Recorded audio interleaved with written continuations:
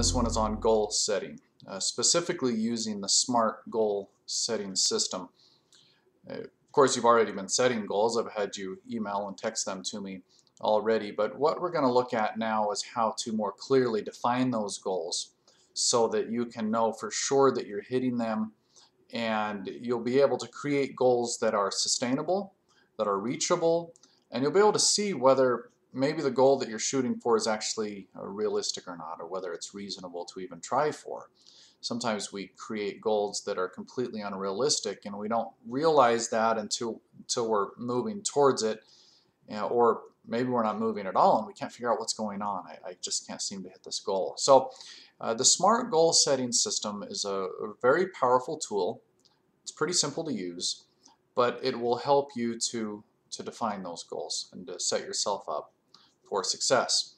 SMART is an acronym, and if you were to go into Google and Google SMART goal setting, you'll find a few different explanations for what that acronym means. I've tailored mine specifically for my clients.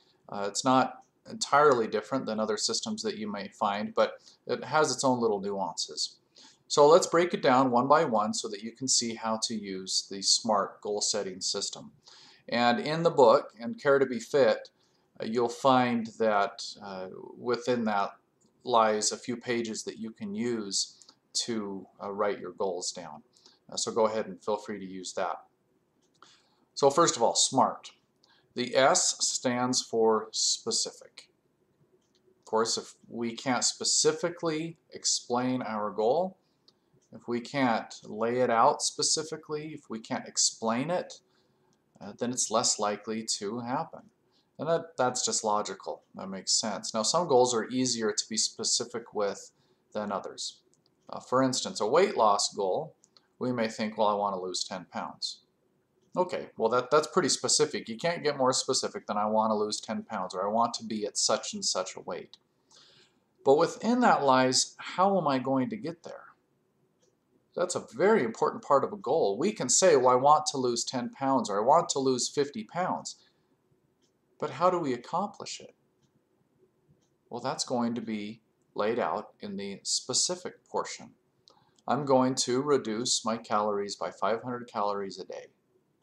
Or I'm going to reduce my calories by 200 calories a day and increase my exercise by 300 calories a day to reach a 500 calorie deficit. You may want to get even more specific than that. I'm going to eat 5 to 6 times a day. My meals are going to be this size. I'm going to have this ratio of these calories from protein, carbohydrates, or fat. I'm going to go to the gym this many times a week. You see, we can get really specific. You need to do that because if it's open-ended, if you just say, I want to lose 10 pounds, and you don't tell yourself exactly how you're going to get there, it's easy to let yourself off the hook. It's easy to say, well, I'm not going to work out today because I didn't really commit to it in the first place. So specific. The second one is measurable. How are you going to measure your progress? Again, with weight loss, that's simple. I'm going to weigh myself once a week until I hit my weight loss goal of 10 pounds. But what if it's a less tangible goal? What if you're trying to increase your level of contentment in life? You feel generally unhappy, and your goal is to be a happier person, have a more positive outlook on things. How are you going to measure that? Is it by keeping track of how many negative thoughts you have a day or an hour? How are you going to attack this? How are you going to see whether you are actually making progress? Some are going to be more difficult than others, but really everything can be measured.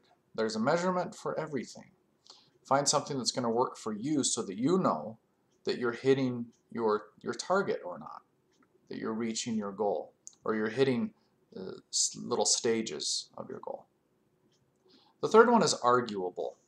Now, this one is a little different. This is probably where you would see if you did a search of SMART goal setting systems, where mine is different from most of the others.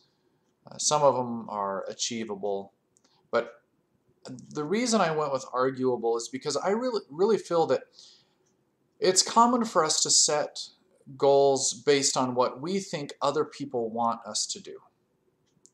Or there's a social norm that we're trying to get to. We want to weigh such and such a weight because that's just the weight that men or women are supposed to weigh. Have you ever felt that way before? Well, I need to be 125 pounds. Well, a woman might say, well, why? Because that's just the weight that I'm supposed to be. Well, is it? Is it really what you want? Is it something that you feel very strongly about? Can you argue your position on a matter, on your goal, to somebody else? Can you explain to them why you feel that this goal is so important? If I were to challenge you, if you were to come back to me with your goal and say, I want to weigh 125 pounds, and I'm talking mostly to women here, and I said, why? Could you tell me what it was about that weight that means a lot to you? No, it might. That may be completely reasonable. Maybe that's the weight that you were when you got married. It's the weight you were before you had children. It has some significance to you. That's when you felt the best you've ever felt. Okay. You still may be a little bit challenged, though. Can you argue that it's reasonable to achieve that now? But the point is you need to believe that your goal is for you and that it's something that you really, really want to get. You shouldn't be doing this to appease somebody else because they said it should be your goal. So we've got specific, measurable, arguable, now reasonable. The R is for reasonable. Since this is a weight loss course, I'll keep using the weight analogy. I have people that want to lose weight quickly. That's understandable, especially if you've got a lot of weight to lose. It can be frustrating to think that it may take you a year or more to get there. And with the plethora of weight loss supplements and products and surgeries and promises and magic that are on the market today, you may want to lose 5 pounds a week. But I'm here to tell you that over the long term, that's not reasonable.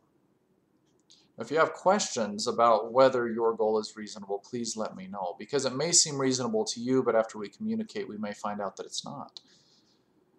Because remember, to lose 1 pound a week is a 500 calorie deficit per day. 2 pounds would be 1,000. 3 pounds would be 1,500 calorie deficit per day to lose 3 pounds a week. Do you see where we're going with this?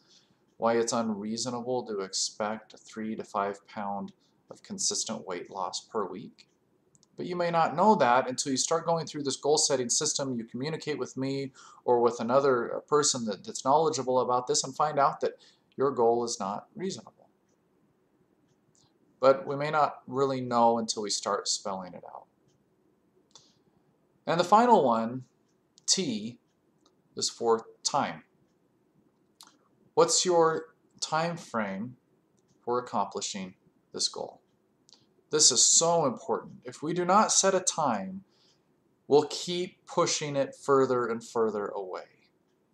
If I set the goal to lose 10 pounds and my goal is to lose it within the next 2 months, I'll give myself 8 weeks to lose these 10 pounds. Write that down. There's a date. If you just say I want to lose 10 pounds and you never set a date, then it's easy to continue allowing yourself excuses for why you're not getting there. That does not mean that if you don't hit the date in which you specified that you have failed. We're trying to set up some targets. Sometimes we miss our target. You just need to adjust it.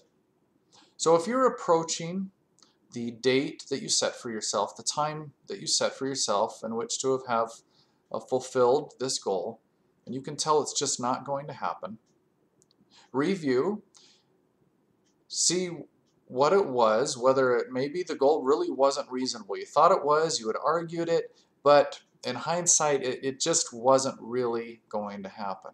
But it's not an unreasonable goal in of itself, it's just you need to extend it a little bit. You need to give yourself a little bit more time. Go ahead and do that. Write down a new time.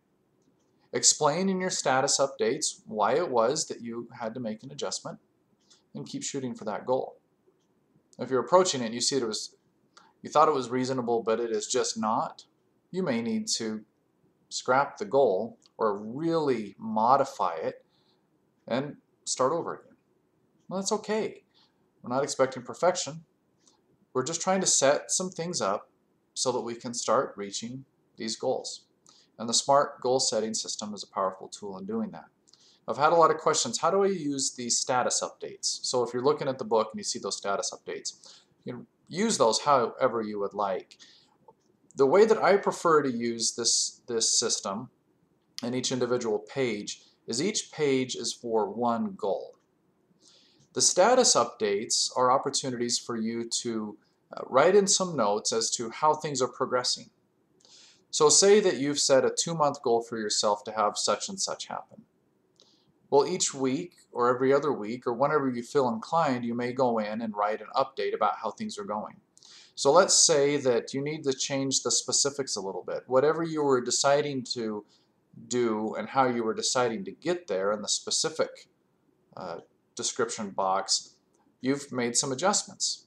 Well, that's okay, so write those down. What are you doing differently now so as to reach that same goal? Maybe your time needs to be adjusted. And so you could use a status update to say, well, I'm moving my time out to here. Maybe you found a new argument for why you want to reach that goal. Write that in a status update. There's no rule on how to use those status updates, but I do recommend using only one page per goal. So that is the SMART goal setting system. Specific, measurable, arguable, reasonable, and time. What's your homework for this week? I think you can guess it. I want to see some goals. Now, my recommendation for this week's goals is to choose 2 goals that are either 1 or 2 weeks in length. I want a short-term goal here. Something that you feel confident that you can reach in the next 7 to 14 days. Email that to me or text it to me, and that'll help with the accountability, of course. And I'll get back with you. If I feel it's a completely unreasonable goal, I'll communicate that with you or ask some questions and see if we can dial it in a little bit, or if you're being vague, I'll get back with you and say, well, what exactly do you mean by this, or how specific, can we get more specific with a goal in this area? But that's your homework, so get that to me. 2 goals that are either 1 or 2 weeks in length. That's just for now. We can start setting longer goals down the road, and I'm sure you already have been doing that. You've got some long-term things that you're starting to look for. And if you would like to start spelling those out, that's fine. But what I want you to feel is the satisfaction of creating a SMART goal and then reaching it in the short term. And with that, that's going to build, and it's going to help you move on to your next goals.